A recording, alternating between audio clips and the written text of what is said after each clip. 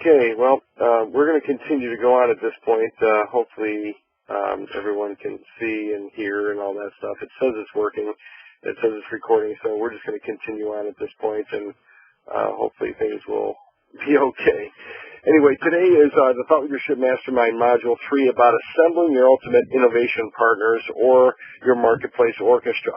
And so what we're going to do today is we're going to go through the main points about that. In our last module, we focused on finding your key people and what that really meant, and basically taking all the different people from your checkmate branding process as well as your ultimate buyer process and putting together a list of the most important innovation partners that you should be able to put together. And so on this particular session, we're going to talk about exactly how do you connect with them, how do you contact them, how do you put them into your fold, as it were. And so there's a couple of key things here that we have to kind of consider as we like to focus on the goals here. And our first goal is to really quickly bring on innovation partners. That's really what this is about. Secondly, we want to do is we want to basically create the highest chances of making some kind of deal happen with our innovation partners. In other words, you could also not necessarily have any kind of deal happen, but you know, if you put together a list of all the products, services, solutions, and advice that you're going to be offering your client base, and all of a sudden you found there's this one company who offers this one thing that you want to make as a part of your product offering, not making a deal happen could be detrimental. So we want to make sure we have the highest chances of making a deal happen, especially when product, service, piece of advice, or what have you is really critical to our product service offerings. Okay, so it's really important. Then, of course, we want to make the best and most profitable deal. In other words, how can we make the best, most profitable deal for us, for them, for our client base, so that we make good money with it and that it works well. Okay. A couple notes here. Remember, this is not about marketing partnerships yet. In our next set of modules, modules 4 through 8, we're going to be building a marketing machine. Okay? And so these are not about marketing partnerships. These are about innovation partnerships. And therefore, this is about really improving or creating the products, the services, the solutions and advice that you're going to be offering to the marketplace, be referring to the marketplace, explaining to the marketplace, and all that. Now, during our marketing machine creation time, we are going to be talking about partnerships as it relates to bringing on marketing partnerships of all kinds, JV partnerships, hybrid marketing partnerships, all kinds of different things like that, but that's not the case here. Okay, and of course there's dozens of great reasons to actually create partnerships, everything from saving money to tapping into all kinds of possibilities, but really the two biggest reasons why we want to tap into them for the simplicity of how we're going to do our business here is innovation and marketing.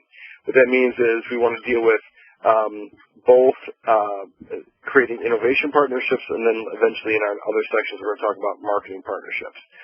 Okay, so let's just see here what we got. All right, let's just see what we got here. Okay, next thing on our list is, let's see if I can create this here. Okay. First of all, we're going to talk about the different approaches that you want to approach a potential partner. And the first approach is what we call entering through the partner door. Now, that's if, of course, they have one. See, the concept here is a lot of companies, most companies want to make more business and bring in more sales and things like that, but not all companies have an affiliate program, a partnering program, a business development program, things like that. A lot of them do, some don't. But if they have one, the simplest and easiest way to make sure that you get some kind of creation, some kind of deal with them is to actually enter in through their partner door. Now, that process is pretty simple. You're just going to follow whatever their process is to become a partner, to become an affiliate, to become a reseller, or whatever their words are for that, okay? And basically, that's the first thing we always do, because that's usually the place that they want us to start with anyway, and it's also helps us to understand how the pricing works, what the opportunities are, and things like that. Now, once you're on board, there's some really other things that can happen as well. You can start doing some advanced partnering. You can start doing some of the other things we're going to talk about in the other sessions here. You can start to negotiate better pricing. You can start to negotiate better commissions. You can start to do a lot of different things that are there. But it's always nice in any kind of negotiation where you get the other person to actually tell you their first number. You know, there's an old saying in negotiations, the first person who tells the number loses. So, and that's not exactly true, but it's basically it's a good rule of thumb. And so the concept here is that they're going to say, okay, yeah, we give 30% of the commission away, and that's how it works. So at least you now have a worst-case scenario in your negotiation. You at least know that worst-case scenario, you basically should be able to get 30% or whatever their deal is. Okay, and that's really the concept here, and then it starts there. Okay, so that's the first approach, and this is important because even if you're not planning on just doing what their partner deal is, it's a good way to get started, and it's really important. Okay, the next part here is approach number 2, which is if there's no partner door, then you want to create one. You see, most businesses want people to become marketers for them anyway. They want more business. They want more sales.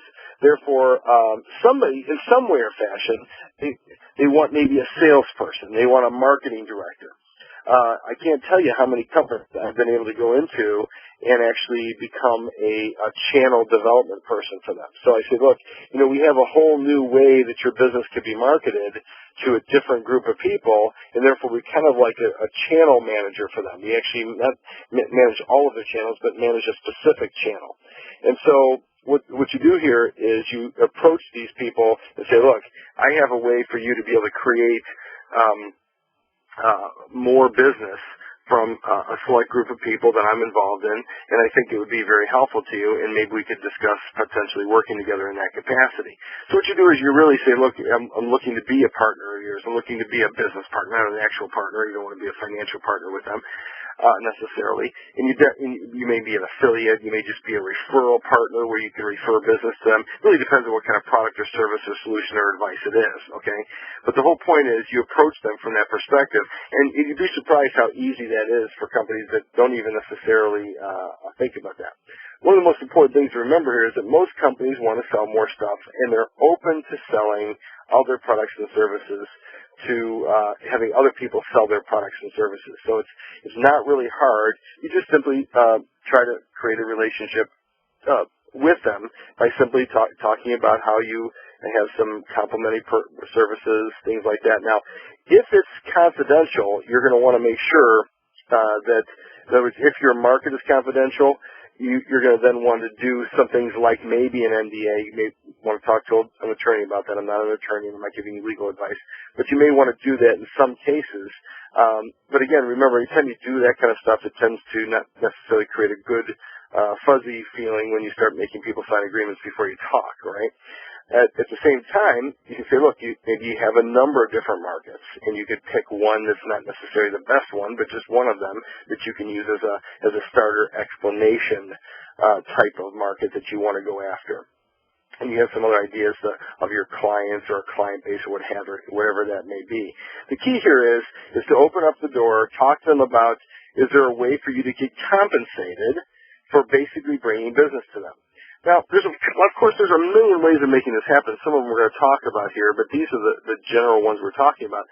And sometimes you do not want to actually service the client yourself, and sometimes you want to simply create a situation where what the client is participating in is simply just a handoff. So, for instance, you may be letting your client base know about these things. At the same time, you want to make sure that the client base sees what is going on there. So I'll give you an example of what that looks like. So, for instance, you could be, let's just say, maybe you have some kind of consulting business, and you know that the other services that maybe you know of somebody who has a great book or an information product that you know that they should read or participate in or to put into practice. Okay, so what you do is you say, look, Mr. Jones, I know you've written this great course on how to do such and such. I would like to market it to my people. So what happens is you approach them and say, wow, we never really had anybody approach them that way. So what you do is you just contact them and say, look, I'd like to maybe market this to them. Now, there's two things. Do you want the partner to know who your clients are? If you do, then that means, or if you don't mind, then that means, and you don't think they're going to be a competitive threat, what you do is you say, well, look, here, I'll just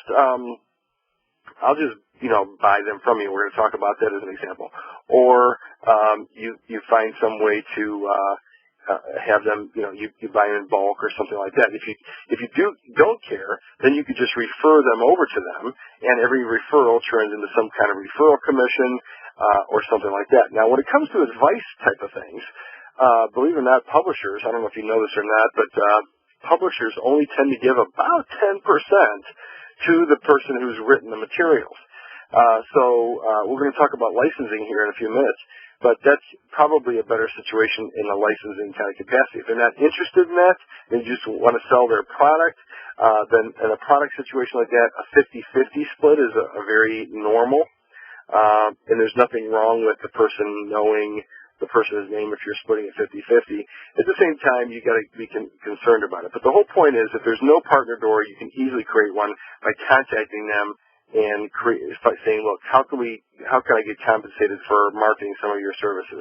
How can I get compensated for marketing some of your products, for referring some of your products, for referring people to your advice or whatever it may be? And so that's the second approach. It's pretty simple, straightforward, not a big deal, but it's a really important concept to do, and almost every company is open to it if you approach them in the right way. So the concept here is maybe to create a new market for them, okay, as partners. In those capacities, this is where it can get higher than 50%, like as I mentioned before, in the licensing capacity, all the way up to even 90%. The whole point is a lot of times you say, look, how about if if I brought you into a whole new market? And if it's big enough, then it makes sense. If it's not that big, then obviously you can only demand so much. But that's the concept. Okay, let's talk about approach number 3. Again, the next thing is licensing the product, service, method, or advice. Now, if it's appropriate. Now, certain things aren't really licensable, but some things are. It could be a name. It could be a service that it shows you how to do it. It could be something that you can know how to do. Maybe there's a simple process for actually doing the service. Maybe it's patented. Maybe it's trademarked. Maybe it's something where it's some kind of more of a not trademarkable, but something that's considered a proprietary method that you can license out. And if you do that, in a lot of cases, you can make a lot more money that way by licensing the product or service. Also, you have a lot more control when you do that. And again, there's lots of different ways of actually making that possible. Now, with products, it's a little harder, but you can still license products. I'll give you an example of a licensed product that's easy. Let's just say, I know this is a silly example, but T-shirts is an example of a product that's licensed a lot that's really simple. So, for instance, one of my colleagues is a guy who's called the Goals Guy, and he's done a lot of licensing in this area. So, like, for instance, one of his licensed wordings is called "Got Goals," like, got milk kind of thing. Well, he's got goals. So he kind of he does licensing deals with that and other things like that. But the whole point is that you can take that license and then print it on your own materials. You can print it on journals, you can print it on T-shirts, you can print it on all kinds of different potential products. And it becomes like a maybe motivational material type of thing. So this really depends on a lot of different things. Like, for instance, maybe if you're a consultant working in a company and you know that everybody for the companies that you're working for, maybe everyone in that group, organization, or what have you, maybe they need certain things. Maybe there's certain products that they could use. Maybe it's even something as simple as like an advertising specialty type of item that can maybe be very helpful to them. Maybe it has, maybe it just you print certain words on it that motivate people. I had one client who was in the safety training business, and he was so good at safety training that these companies paid him millions of dollars to come in there and train his people, and it had some interesting great things that happened. Not only did their safety numbers go excellently through the roof, but they also were more productive, and their productivity and their quality levels improved immensely. So this guy, and the way he did it actually was people would wear T-shirts and buttons, and they'd have these posters on the wall that got everybody excited about thinking about not security, but safety, thinking about productivity, thinking about these things, and his system worked amazingly well. But you see, if some of those materials that are available can be licensed from somebody who already has something like that, then you can actually just buy it. Maybe even you can just print it yourself. So nobody needs to know how many you're selling, unless of course the license is directly reflected to that. Maybe you pay a one-time license and you get to use all the materials.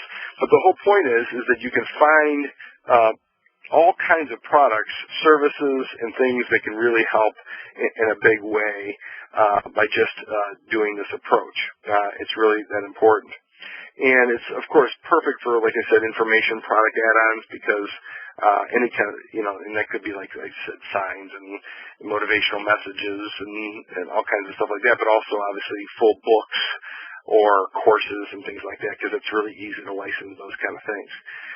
Okay, so let's talk about approach number 4. Now, approach number 4 is, okay, so if they don't have a marketing, a partnering program, and you can't create a marketing partnering program, and they're not interested in licensing their stuff, one of the next best things really is just to become a wholesale buyer of their product, service, solution, or advice. So basically what you're just doing here is you're saying, look, okay, so you don't want me to market for you. Okay, that's really what they're saying if you don't have one of those first 3 approaches.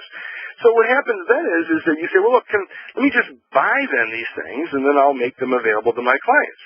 Now, hopefully you'll be able to buy it in what I'll call wholesale capacity. And the wholesale capacity could be, where you get some kind of quantity pricing, quantity discounts, a situation where maybe if you bought 1,000 of them, maybe you get them in half off, and then you just resell them to your clients. Now, it's always best not to have to pre-buy things, but remember, part of wholesale buying is not necessarily paying for it in advance. You can say, look, I'm planning on buying 1,000 of these things, therefore, I'm going to be buying them one at a time, and I'd like you to drop ship them to my clients. Drop shipping is where, you just give them the name and address, and then they send it over to them directly if it's some kind of product like that. Or it's a service, and they come out and they do it as they do it, and maybe you buy it at one price, and then you just pay them directly, and so forth. You may not have to pay for all 1,000 in advance. You may just pay as you go with it, but still negotiate a wholesale price that is cheap enough for you to still make a few bucks in the process. So this is really a buy and resell type of situation. You're going to negotiate some kind of quantity discounts. Hopefully it can be fairly substantial, and it continues to grow depending on how much you think you can do. And of course, the key there is to ask them, okay, look, if I were to sell a lot of these, what would be the best price you can give me? That kind of thing. And therefore, they give you that, and then you can find out, well, what's the lowest amount you need to sell in order for them to give you that best pricing. And that's really how you do that. And so this has been very helpful. There's been a lot of times where people just do not want other people selling their stuff. And so what you do is for some reason, this just is a simple way of getting around it, and it makes a lot of sense. I've had to do this a lot of times. I had a newspaper where I had offered my advertisers some important things, which in this case was some barter-related things. And when I did that, I just couldn't work out a deal with the company who was doing the barter, so the best way for me to do it was just to buy the stuff, and then I kind of became a middleman there for the whole process, but it worked really well, and it did a lot of great things. So it allows you to still make happen what you need to happen by offering your clients the things that they needed or what they need in order for you to put together everything in the marketplace to have this best innovation that you're trying to offer them. Because really, in the end, what we're trying to do is offer every single thing that our clients need in order to have the best possible situation for them to have the best, most outstanding outcome, and where there's nobody else who offers this, and there's nobody else who has the complete picture. There's nobody else who has everything that your client needs, and that's really what we're talking about here. Okay, and then, well, actually, number 5 is not here. I'm not sure why that's the case. Let me see if maybe it got put. I'll come back to that in just a second. Okay, so let me tell you number 5, because approach number 5 is not here. Well, if for some reason you cannot do the wholesale buyer process, a variation on that is approach number 5, which is to actually represent your buyers. So in other words, you don't actually buy it and resell it, because a lot of people, actually some companies actually have prohibitions against actually making any kind of marketing representation at all, any kind of wholesale and reselling. They even forbid people to resell certain products. So what you have to do in those situations is you simply become a buyer representative. And there's pretty much nothing they can do about that, because technically, if any company has a representative, they can make anybody their representative.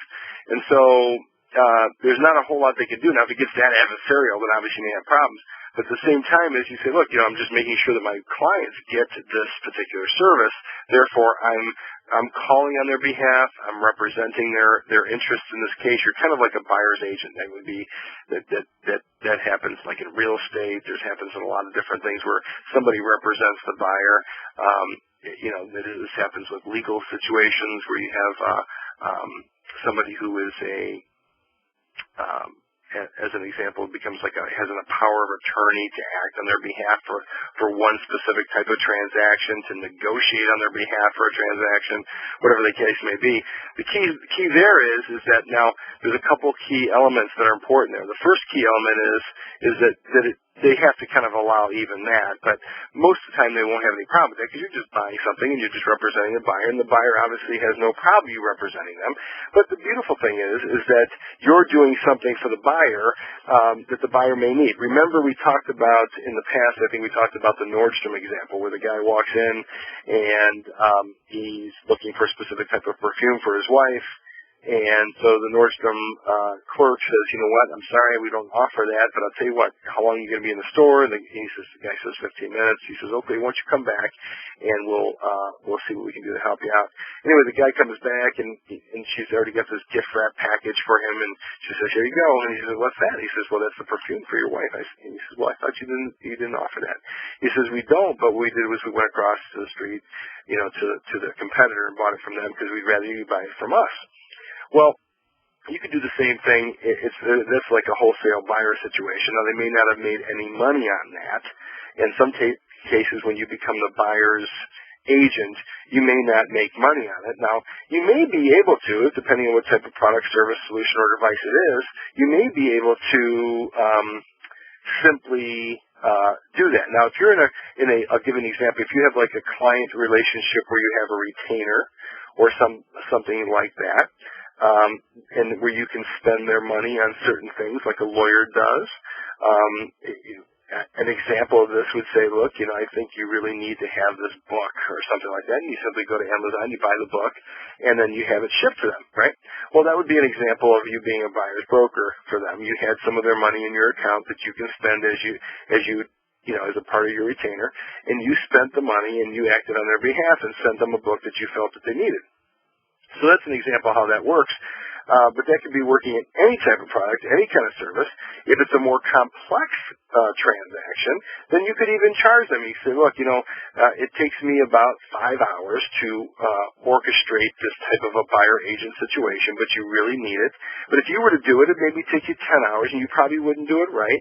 So I'm going to charge you my $200 an hour for those 5 hours to do that, and it's going to cost you about $1,000. But in the end, this is something you definitely want as a part of the transaction. So you may not make any money from the actual provider, but you could actually charge your clients for the product or service that you're giving them, because what you're doing is the amount of time, money, effort, management, know-how, and all the different other elements that go into knowing how to buy that particular item, how to buy it the best, how to get the best price maybe, how to make sure that it's implemented correctly. Maybe you have a checklist of things to make sure that it goes smoothly. There's a lot of different possibilities that you can do there. And if you do that, you're in a situation where now you've, again, given your buyer everything that they need to make sure that the ultimateness in what they need, what they want, is given to them, and you've bent over backwards to make sure that they have. And so really you could have a combination of all these. You could have services you offer yourself, of course, and you could also offer services of other people that you either refer them to other people, and those companies then fulfill on that. You could have situations where you buy it and resell it to them. You could have the company drop ship them. You can obviously have a wholesale situation here, or you could even have it where you're the buyer's agent, or a combination of all these that produces a complete production, if you will. One of the ways, a simplified version of saying a product is really a production. So if it's a complete production where the client from start to finish has a complete outcome that you've helped them achieve, now you've become the most innovative person in the marketplace, because you've taken everything that they need. You've found everything that they don't want to spend all the time finding. They don't want to have to spend all the time learning all these things. They don't want to spend all the time necessary to negotiate all these things and figure them all out. And so you make money by actually providing this in one complete whole. And that's really what we're trying to do here. And that's why this is important to understand that this whole concept we're talking about here is the simplest and easiest way to create the highest and best innovation possible, by simply finding the best people and a complete solution to offer to your client base. So that's really the 5 approaches. I'm sorry the 5th part wasn't listed there, but basically it's simply become the buyer's representative. And sometimes you can make money on that, sometimes you don't. Sometimes you just include it as a part of doing business with your client because you know that they need it and there's no other way to make it happen. That's not usually always mandatorily necessary, but if it's necessary, then that's in order to make sure you serve the client, then that's what sometimes you may have to do. Okay, so here's the checklist of some important concepts that you need to know as you start putting together these kind of agreements, these partnership agreements. The first one is to tie up the deal. Okay, and after you tie up the deal, then you want to test it. So you don't necessarily want to go hog wild on using that particular provider's products and services. Sometimes what you have to do is test it. Give it out to a couple clients, maybe just one client. Could be, and it depends on how many clients you have and what you're kind of going in. If you're dealing with 100,000 clients, you may try it on 5,000, okay? If you have a total of maybe 50 clients, then you may only try it on 1 or 2. The whole point is that always test it, because you want to see how it works out. How the client liked it, you're going to review it, you're going to do it like that. Even though you're tying it up like it's going to be a multi-million-dollar partnership with these providers, the still thing is you still have to test it, because you still don't know how they're going to operate, you still don't know how they're going to do it, you still don't know how good they're going to do it at serving your clients. Next thing is, one of the things you want to do is verify the capacity. You can ask me why I know to ask this question, but obviously sometimes they just may not be able to handle the capacity that you have. Maybe they're already fully booked serving their existing clients. And it's not just that they can't do the capacity, but it could be that 2 things. If they add more capacity, all their clients suffer. Or it could be that only your clients will suffer because they have plenty of capacity to handle their own clients well, but they may not have the capacity to handle your clients well as well. They may pretend like it. They may take the money. They may want to take the money even though they can't handle the capacity. So you got to find out if they can really do the capacity. And there's ways of doing that. Each product service solution is different. If it's obviously a book that they're just printing or copying, there's unlimited capacity with that kind of stuff. But when it comes to services, obviously that's when it becomes a big deal. Most products usually aren't a problem, but you can find out, say, look, how many are you selling right now, what your machines can do to develop a product. Those are simple. But when it comes to services, how many technicians do you have? I mean, how many? What's your high period? And sometimes capacity is a seasonal thing. So you may have an issue where, okay, they're really good, 9 months a year, but, as with accountants for 3 months, they're going nuts and they have no capacity. You can barely get them on the telephone. So you get some issues there and you have to think that through. Excuse me. So that's really important with this. The next thing is to be flexible about who holds or controls the money. Sometimes, I've done a lot of joint venture partnerships where I've collected the money and then I give the money to somebody else. Okay, their part. And sometimes I've said just the opposite. Where if they didn't trust the situation because I was new to them or something like that, then I'll say, well, hey, why don't you hold the money and just pay me? And either way can work. It depends on how you want to do it. If you're in more of a position with strength with them, and there's lots of providers that you could do this, you can say, look, I'm just going to hold the money and I'll give it to you. If it's that kind of a situation, if it's a referral, sometimes you don't want to control the money, and there's reasons for that. Like I'll call it a liability thing. Like I'll give you an example. Certain products could go bad, or the product or service could not turn out as good as you'd like. So you'd prefer that your client pays this other person. You can say, look, these guys generally are good, and they're one of the best. Occasionally you run into little hiccups here.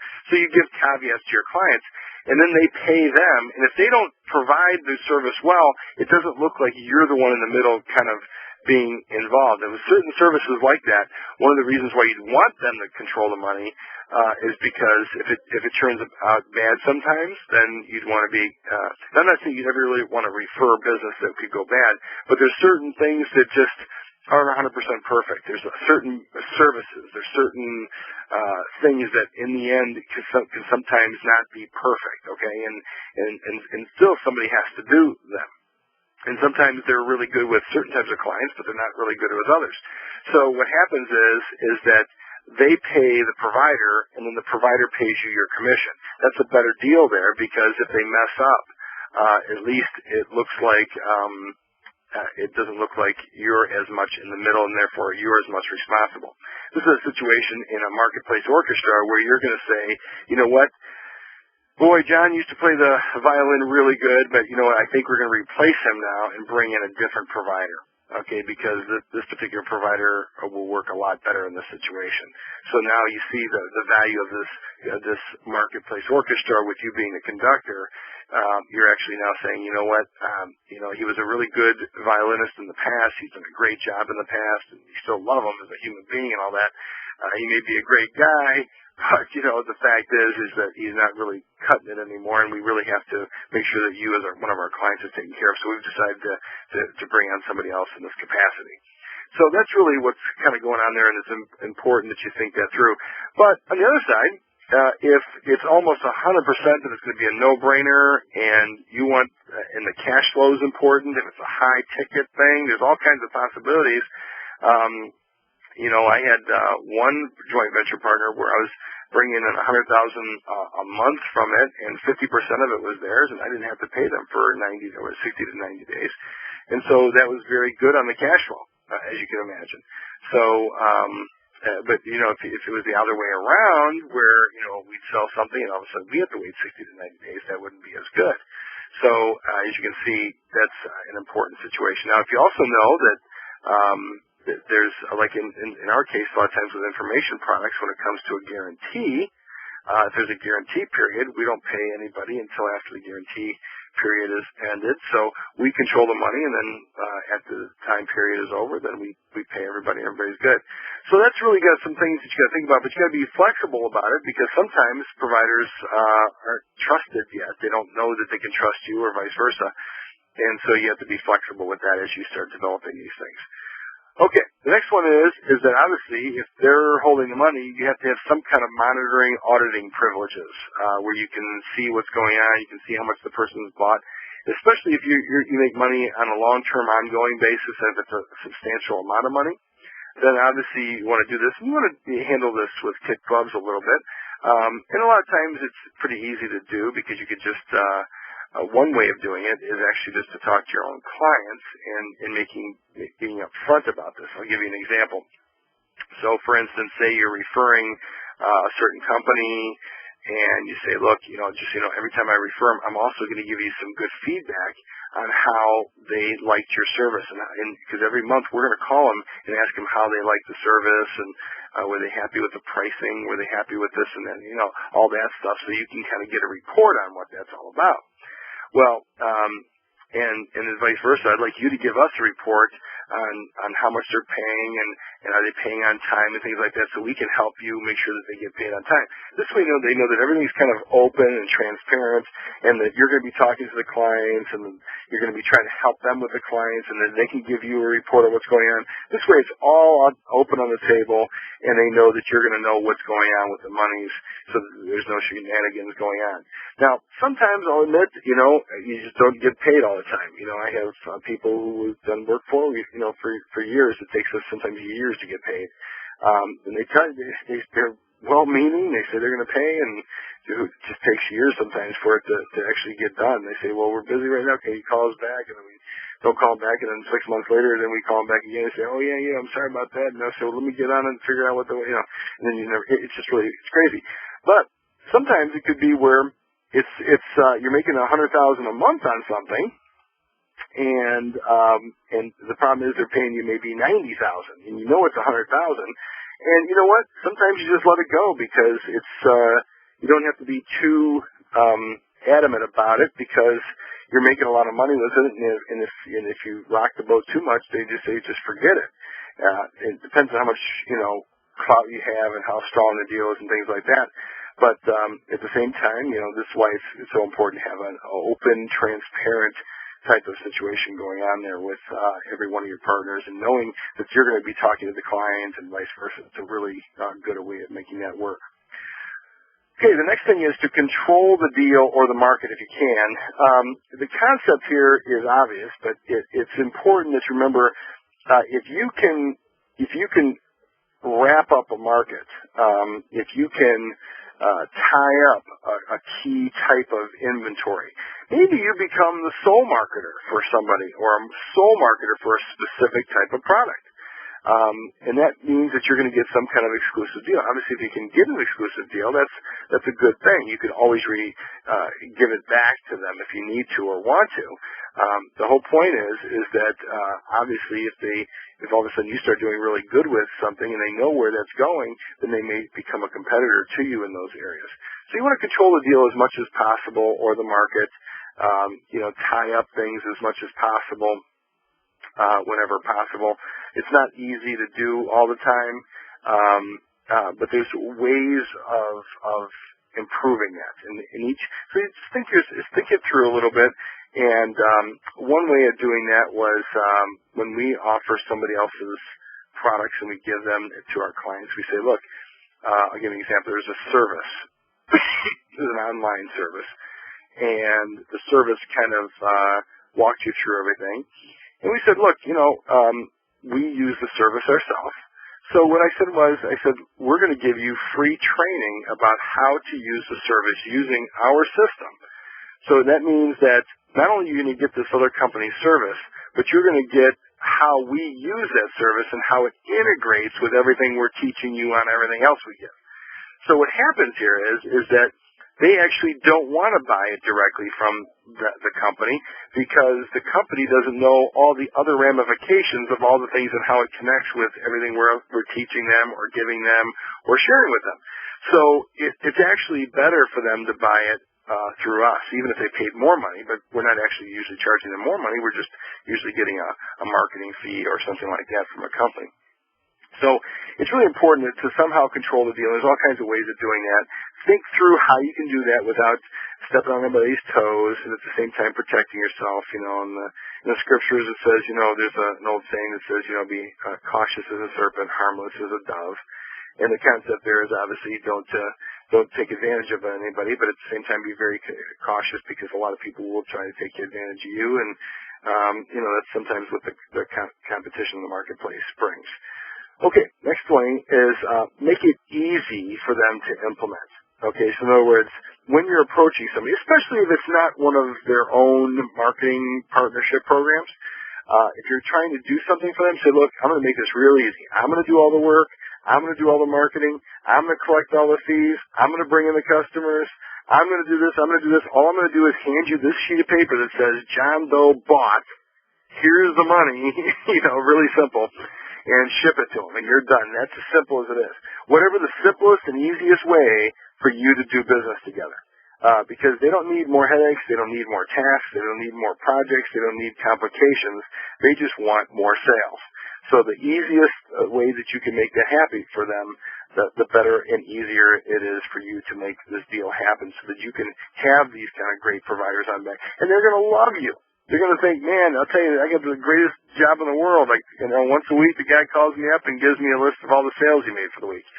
I mean, it's a fantastic thing. It's almost like a dream come true for them. So they're really excited about wanting to work with you if you can make it as easy as possible for them. Okay. And lastly, be sure to put it all in writing. Now, of course, if it's going to be an agreement, you may need to get a lawyer. And again, I'm not a lawyer, but you may have to do that in some cases. But a simple letter saying, here's what I understand we were talking about. This is the gist of the details of what we're talking about. We may follow it up with an agreement later, but for now, here's the gist. And we're going to do this, I'm going to do this, I'm going to do this, and when I do this, this, and this, you're going to do this, this, and this, and that's basically how it is, and here's how you get paid, here's how I get paid, and it's all done. If it can be put on one page, all the better. Really simple, really clean, but always put it in writing, because if you don't put it in writing, then all of a sudden memories are the determining factor about what the deal was. And obviously that doesn't necessarily help anybody. But if you send the letter out and you send it back to say, hey, initial it, send it back, or email back and say, hey, this was what the deal was, just to make sure that we're on the same page with it. If I didn't miss anything, if I left something out, or if I didn't understand anything properly, just kind of let me know and we'll figure it out, that kind of thing. Very important to put it in writing. So if you basically do this, there's almost nobody that you can't create a relationship with. There's almost no type of product, service, solution, or advice that you can't create an excellent deal with. This is the 90% that makes all the difference. Everything I just talked about here. Very simple. Try one of the 5 approaches and make sure that you follow these concepts, and you'll basically be able to create a wonderful deal with the people that you're trying to make happen here in your business to create this ultimate innovation that you need to do in your marketplace orchestra.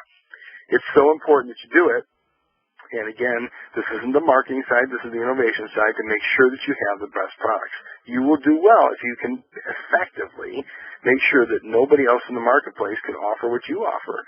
And if you have the best partners providing these services, that's one of the best ways to make it all work. So I hope this was helpful. Of course, if you have any questions about this, please let us know.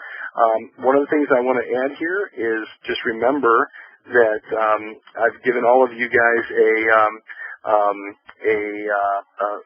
gold coaching program in my for the rest of this program, which means all you have to do is, if you have any questions or concerns or challenges, just make sure you send them over to me. And in fact, if you're having a hard time getting any particular provider or joint venture partner, or if you're having a difficulty reaching them or knowing how to approach them, these are perfect examples how I would love to help you to facilitate it or to orchestrate it so you know exactly how to make it happen. And especially if it's somebody really important that you have to make the deal happen, maybe it's not going well, whatever, I'd be glad to help you to make sure that you create the best partnerships you can possibly create. And that's why I'm here, and I love helping you do those kind of things.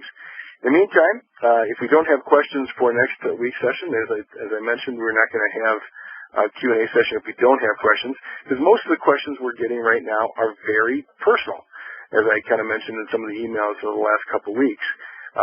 So if we don't get a whole lot of personal questions, then what I'm going to do is I'll just save it for the one-on-one sessions, and I'll be glad to help you with that and get through that.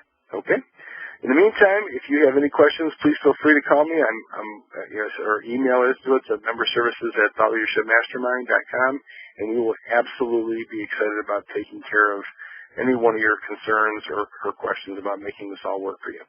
Okay, well, take care, everyone. Have a blessed evening, and we'll talk soon. Bye-bye.